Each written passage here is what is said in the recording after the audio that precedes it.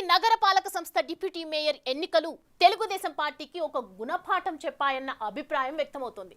సరైన ప్లానింగ్ లేకుండా ఎవరినో నమ్ముకొని అడుగులు వేస్తే అభాసు పాలు కావటం తప్ప మరేమీ ఉండదని తేలిందని టీడీపీ క్యాడర్ బహిరంగంగానే విమర్శిస్తోంది. అందుకే చివరకు పార్టీలోని సీనియర్లు రంగంలోకి దిగాల్సిన పరిస్థితి వచ్చిందని, చావు తప్పి కన్నులొట్టబోయినట్లు బయటపడ్డామని పార్టీ శ్రేణులు అభిప్రాయపడుతున్నాయి. ఆ క్రమంలోనే విజయం తమదైన నైతికగా వైసీపీదే విజయమని తెలుగు తమ్ముళ్ళు అంటున్నారట.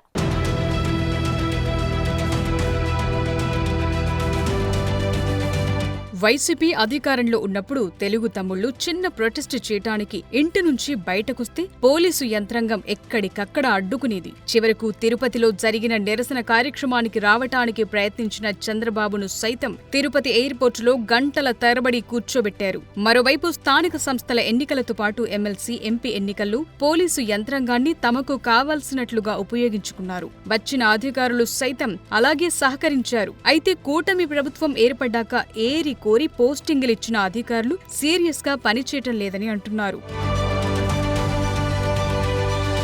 డిప్యూటీ మేయర్ ఎన్నికల్లో పోటీ చేయకూడదని ముందుగా తెలుగు తమ్ముళ్లు అనుకున్నారట.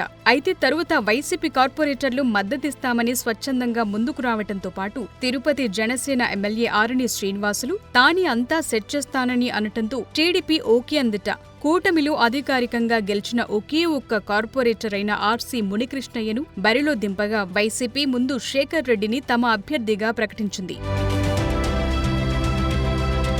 వాస్తవానికి సార్వత్రిక ఎన్నికల ముందు వరకు డిప్యూటీ మేయర్గా వైసీపీ మాజీ ఎమ్మెల్యే భూమన కరుణాకర్ రెడ్డి కుమారుడు భూమన అభినయ్ రెడ్డి తిరుపతి డిప్యూటీ మేయర్గా కొనసాగాడు. అప్పట్లో మేయర్ సహా తిరుపతి కార్పొరేషన్ మొత్తాన్ని శాసించాడు. కరుణాకర్ రెడ్డి గత ఎన్నికల్లో పోటీ నుంచి తప్పుకుని అభినయ్ రెడ్డిని ఎమ్మెల్యే ఎన్నికల బరిలో దించడంతో అతను డిప్యూటీ మేయర్ పదవికి రాజీనామా చేయడంతో ఆ పదవికి ఎన్నిక అనివార్యమైంది. ఈ ఎన్నిక భూమన కుటుంబానికి ప్రతిష్టాత్మకంగా మారటంతో ఈసారి శేఖర్ రెడ్డి విజయం కోసం వైసీపీ కార్పొరేటర్లతో క్యాంపు కూడా నిర్వహించారు.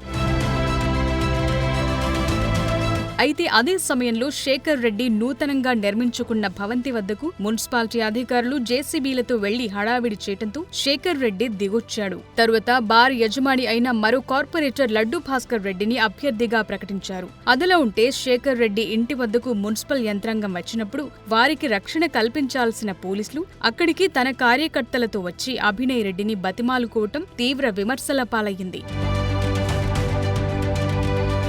అయితే ముందు రోజే ఎన్నికలు జరిగి ఉంటే ఖచ్చితంగా వైసీపీ గెలిచేదని అంటున్నారు పరిశీలకులు. ముఖ్యంగా అప్పటి వరకు ఎన్నికలు మొత్తం చూసుకుంటామన్న స్థానిక జనసేన ఎమ్మెల్యే ఆరణి శ్రీనివాసులు చివరి నిమిషంలో చేతులెత్తేసి నిస్సహాయంగా ఉండిపోయారట.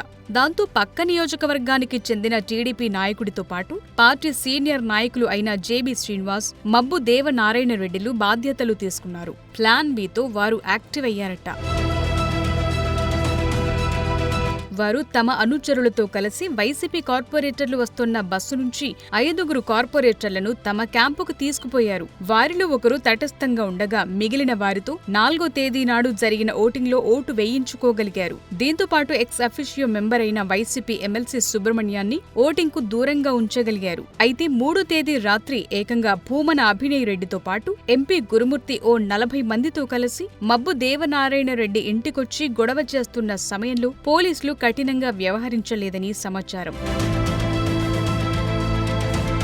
దీంతో పాటు 4వ తేదీ తెల్లవారుజామున కూడా వైసీపీ నేతలు తిరుపతి అలిపిరి స్టేషన్కొచ్చి రాజేష్ అనే వ్యక్తిని విడుదల చేయాలంటూ పోలీసులతో వాగ్వాదానికి దిగారు. తిరుపతిలో నూతనంగా జాయిన్ అయిన ఎస్పీ వచ్చిన వెంటనే రథసప్తమి ఏర్పాట్ల హడావిడిలో ఉండగా తిరుపతిలో పనిచేస్తున్న నిఘా విభాగంతో పాటు సీనియర్ పోలీస్ అధికారులు కొందరు స్వామి భక్తితో వైసీపీకి సహకరించారనే విమర్శలున్నాయి.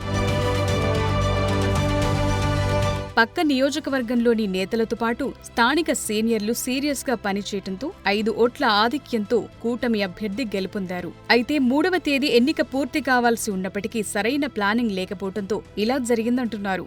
దీంతో పాటు క్యాడర్కు కూడా సమర్థవంతమైన నాయకుడి అవసరం ఎంతుందో తిరుపతి డిప్యూటీ మేయర్ ఉప ఎన్నికల్లో జరిగిన తతంగం నిరూపించిందని అంటున్నారు. ఇప్పటికీ తిరుపతి ఇన్ఛార్జిగా బలమైన వ్యక్తిని నియమించకుండా అధినేత చేస్తున్న తాత్సారం వల్లే ఇలా జరుగుతోంది అంటున్నారు.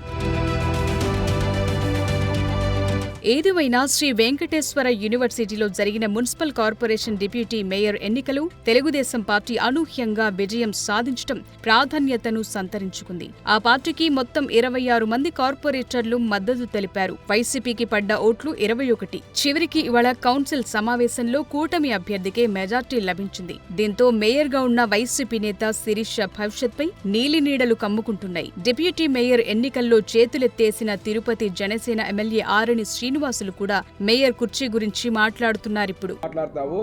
తిరుపతిలో జరిగిన, తిరుమల కొండపైన జరిగిన, టీటీడీ చైర్మన్గా జరిగిన ఎన్ని దానిపైన మాట్లాడేవారు నర్చిస్తారు.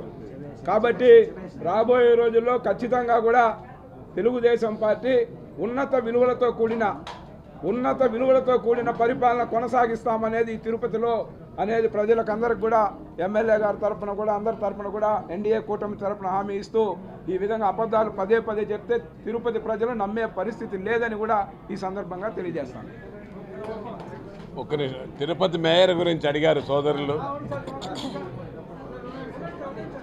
తిరుపతి మేయర్ అడిగారు కదా, తిరుపతి మేయర్ కార్పొరేటర్లు ఉన్నారు, 47 మంది ఉన్నారు. 47 మంది ప్లస్ ఎన్డీఏ కూటమి నాయకులు అందరూ ఉన్నారు. మా ముఖ్యమంత్రి గారు, ఉప ముఖ్యమంత్రి గారు ఉన్నారు. అందరూ సమిష్టి నిర్ణయం తీసుకుంటాం కూటమిలో. ఒకరు నిర్ణయాలు తీసుకొని ఒకరు మేయరు, ఒకరు ఉప మేయరు, ఒకరు ఇంకో కార్పొరేటర్ అని సొంత నిర్ణయాలు లేవు.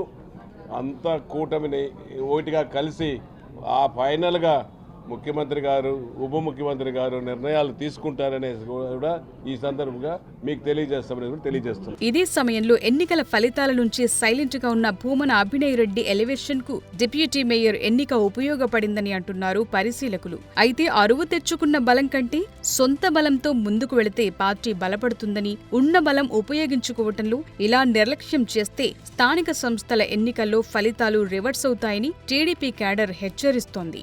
మరి తిరుపతి టీడీపీకి అవసరమైన బలమైన ఇన్ఛార్జ్ను అధిష్టానం ఎప్పటికి ప్రకటిస్తుందో చూడాలి.